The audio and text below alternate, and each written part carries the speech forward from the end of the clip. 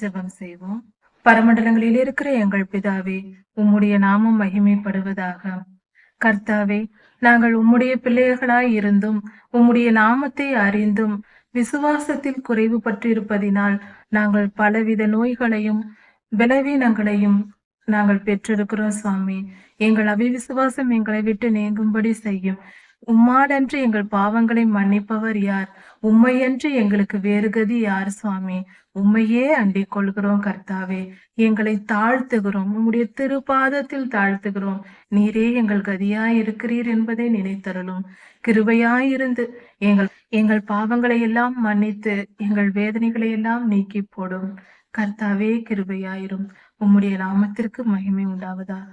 ராஜாதி ராஜா இயேசுவாவின் நாமத்தினால் பிதாவே, ஆமேன்.